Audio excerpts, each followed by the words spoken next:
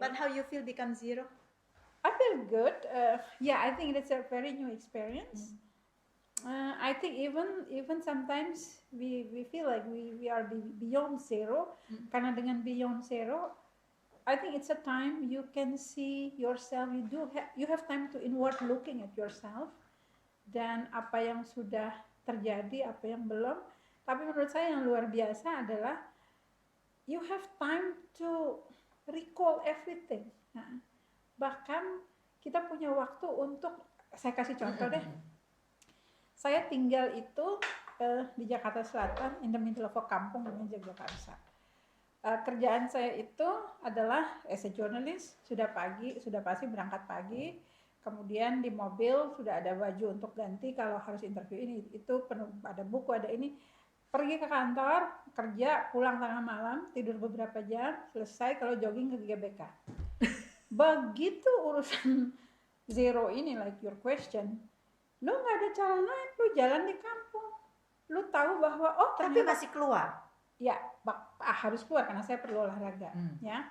Tapi tentu saja kita pergi pagi, waktu belum ada orang, and then you suddenly see, oh ya ampun, ternyata di pojok sana itu ada satu bapak umur 80 yang tiap jam 7 pagi dia akan berjemur. Something that I never know, like in 20 years time atau 15 years time or 2 years time, I've been there. But you crossed that path? I crossed that path. I try to find new path.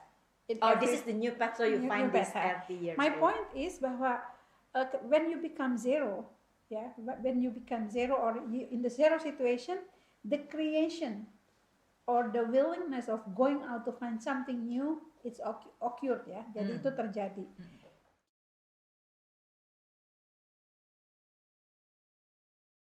Actually, my question is, where is the process when everything is shortcut? Remember the earlier that this is in terms of communication. Yeah, in terms of communication, and how people survive.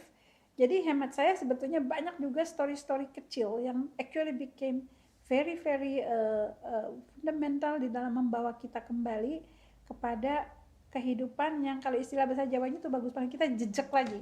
So we can stand again on the ground firmly by listening a small family yang ya ampun harusnya tuh dia keluarga yang sangat sederhana, tapi mereka bisa survive by doing a very small business yang misalnya menjual makanan, atau even by dengan kesederhanaan mereka bikin makan free for like 10 surroundings neighborhood, ya, ke tetangga gitu. Terus karena itu enak, orang-orang mulai mesen. Ada story itu tetangga gue. Orang-orang, Bu bisa bikinin gak, itu enak banget yang kemarin dibagi. And then it's contagious. Orang mulai, oh iya ibu itu kalau bikin pecel enak banget. Jadi gitu, lah UMKM ya. Kayak gitu loh, dan itu banyak loh, Ci.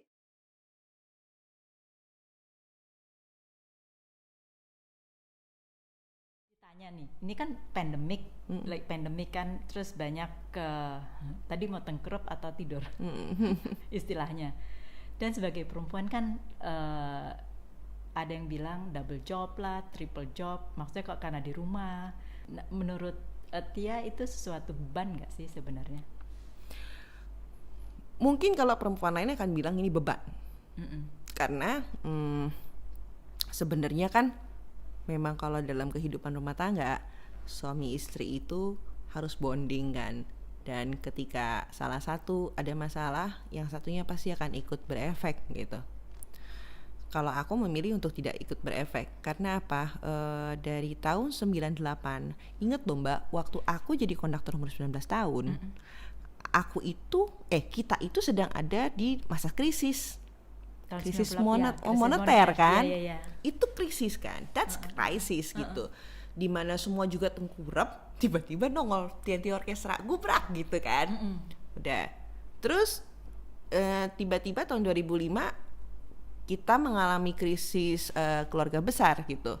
Which is tiba-tiba aku ya udah melipir aja gitu, terus bikin aja sendiri, terus bangkit aja sendiri, dan tiba-tiba menemukan satu titik yang memang menjadi cita-cita aku jadi penata musik film. Itu di situ ketemu pertama kali tahun 2000.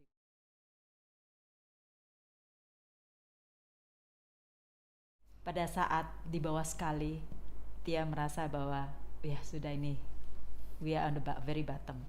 Pada saat membangkitnya itu, apa yang di pikirannya Tia sih? Memang sih beberapa bulan-bulan yang lalu tidak bisa dipungkiri bahwa aku melihat semua orang secara umum ya, walaupun tidak semua, dengan keadaan yang pesimis, dengan psychological yang terganggu gitu. Maksudnya psychological yang terganggu tuh melihat keadaan ini, what shall we do, sampai akhirnya pemikiran itu menjadi stresor bagi psychological things gitu. Kalau aku cuman satu sih Mbak yang aku pegang, semuanya apapun yang kita alami semuanya harus positif. Jadi benar-benar harus berpikiran secara positif. Kalau misalnya kita sekarang ini hidup di pandemi, maksudnya di era pandemi ini, berarti kita memang harus yakin bahwa Tuhan tuh sayang sama kita sebenarnya, dan Tuhan memberikan ujian ini supaya kita bisa keluar sama-sama dari sini gitu.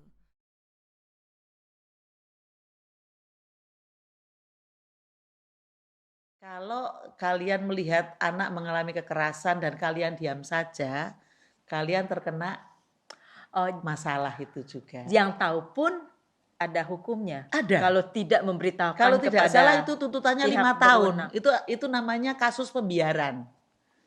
Jadi misalnya saya melihat anaknya Bu Lucy itu dipukulin, tapi saya nggak mau ikut campur. Lalu anak itu kesakitan masuk rumah sakit. Ini polisi akan menyidik siapa yang kok kamu nggak lapor. Ini bisa kena perkara. Tapi kalau keluarganya tidak terima, misalnya ini kan anak-anak saya, keluarga saya. Waktu Ini itu contoh. iya. Ini ada undang-undangnya kok. Bahwa ini anak komunitas sekarang ini. Jadi ketika ada satu anak mengalami kekerasan, siapapun berhak untuk ambil bagian, bahkan orang yang tidak dikenal. Boleh dan wajib. Wajib melakukan aksi untuk menyelamatkan anak itu. Karena anak ini bukan cuma milik keluarga itu. Anak ini nanti kelak menjadi milik bangsa yang harus kita selamatkan masa depannya.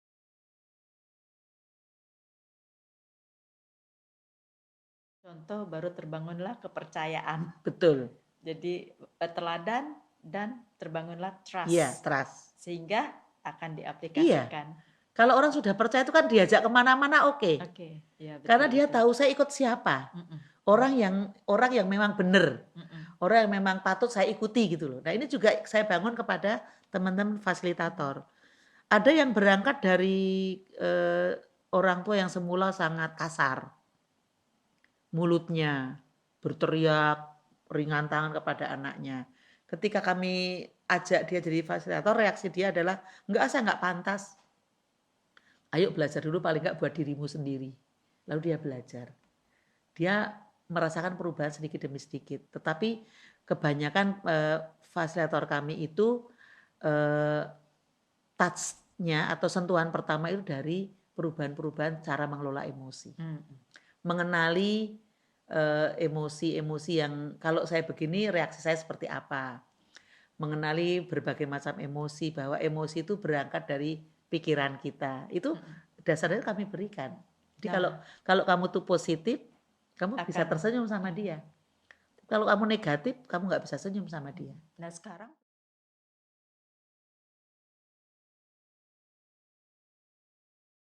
apa yang paling Bu Powi bilang, oh ini sukses banget nih? Sebetulnya baru berasa sekarang ya, ada outcome dari mereka gitu. Setelah Backcraft malah udah nggak ada dan udah bergabung lagi ke pariwisata. Karena kita kan dulu bikin kayak misalnya Coding Mom.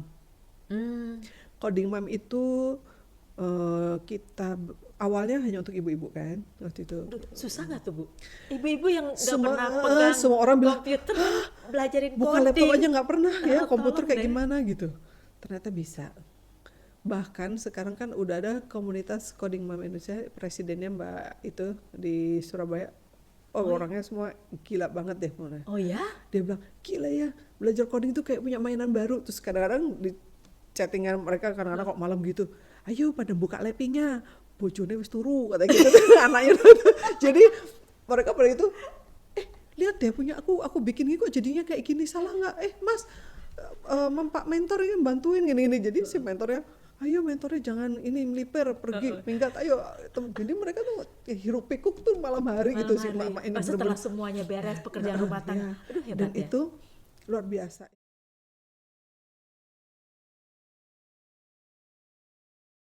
Ibu-ibu pengurus anak-anak difabel yang di ATC Art Therapy Center Widyatama di Bandung itu, bagaimana cara memasarkan produk anak-anak ini, karena anak-anak difabel ini kalau ya lagi pandemi nih, jadi udah kamu nggak usah produksi gitu kan, itu kan drop. terapi kan, Itu kan terapi buat dia kan, itu drop ya. Sementara mereka selama ini udah senang banget kan.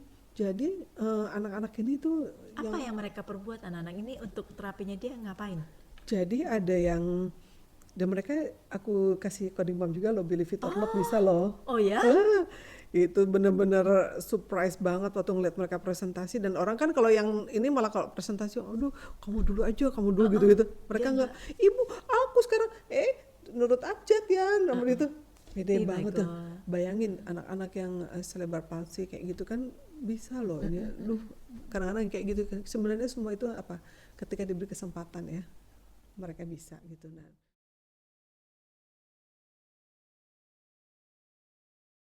zaman now, orang tua zaman now ke sekolah alam itu makin membesar, makin membesar, malah kami daya tampung yang susah. Maka kenapa unit dibangun? Kan tinggi minat. Seperti salah satunya Bu Sylvie juga bilang ada yang antri. Sebenarnya kami sendiri sedih sebenarnya, nggak mau sebenarnya seperti itu. Tapi karena memang kuota terbatas, dengan lahan sekian hektar, maksimal cuma kelas segitu. Misalnya ada berapa kelas, dan satu kelas itu cuma 20 atau 23 siswa. Kemudian kita udah pengembangan lagi ada paralel. Cuma dua paralel. Sekarang ada 3 paralel. Tapi lahan segitu nggak boleh lebih lagi. Jadi ada pakem square anak bermain. Pakem jadi kalian ruang luasnya that is itu. nice. Ruang bebas anak itu, ruang bergerak anak itu. Jadi anak itu kalau kecil, ruang bermainnya harus luas. Kalau udah semakin dewasa, ruang pikirnya yang harus luas. Ini nggak apa-apa kalau di ruangan, kalau udah SMP. Kayaknya kau yang belajar. Anak kecil, ruang bermainnya luas. Iya, kalau makin besar, apalagi tua, pikirnya ya. Kalau kita mah wise-nya. kita wise ya. Kalau ini bukan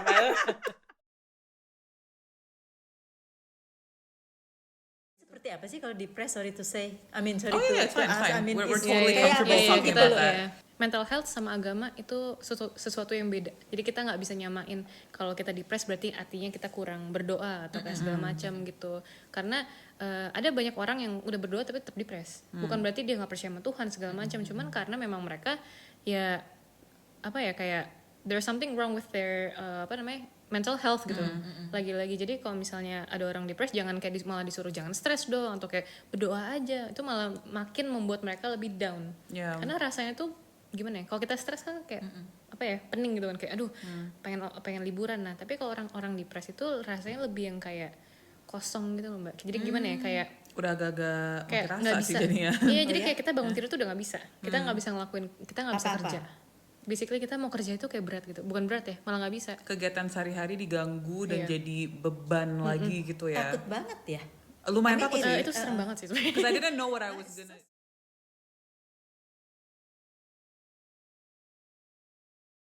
Ini kan musim pandemi seperti ini ya. Kreatifnya Kreatif banget. Kita tuh bener-bener Yang kayak orang kan sekarang lagi pada tidur, diam di rumah nonton Iya. drakor. itu maksudnya kayak it doesn't stop us from like Iya. watching Netflix. Cuma Iya, maksudnya iya. kita kayak semakin ditaruh di libur. rumah semakin malah kayak kreatif gitu, kayak Iya. tiba-tiba ada aja kayak misalnya itu tadi dia bikin dance classes, terus udah gitu kita bikin podcast ini terjadi aja udah gitu.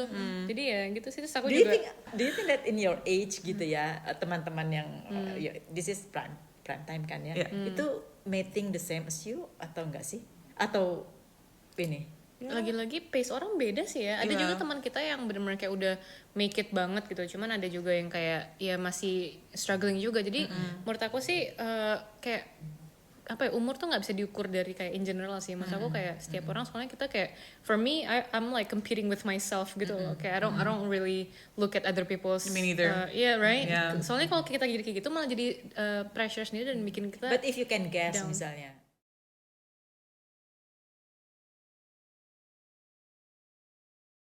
bukan sekedar tiba-tiba saja saya mengenal Pancasila. Kita semua dari SD sudah mengenal Pancasila. Tetapi ketika saya di SD dan SMP, ayah saya itu seorang pengajar BP7. oh Ya. Oke. Jadi setiap hari, setiap berkumpul dengan dia, khususnya di meja makan, dia selalu bicara Pancasila. Karena dia kan penatar di Balikpapan. Jadi saya selalu mendengarkan, oh ini. Jadi setiap kali ada masalah apa, ujungnya tuh ke Pancasila.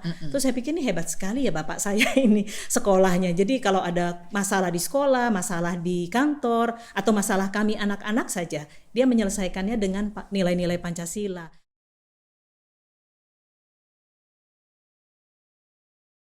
Kalau kita lihat presiden sekarang, Pak Jokowi, semua orang sudah tahu. Pak Jokowi dari penampilannya, dari cara bicaranya, dia orang yang sangat sederhana. Padahal dia presiden, rendah hati dan bersahaja. Dan orang tidak akan takut berhadapan dengan dia. Hampir tidak ada batasan. Padahal ini presiden loh, ya kan? Ini tidak sekedar manusia, ini adalah lambang negara. Orang sering mengatakan, oh Pak Jokowi itu begini-begini dan lain sebagainya.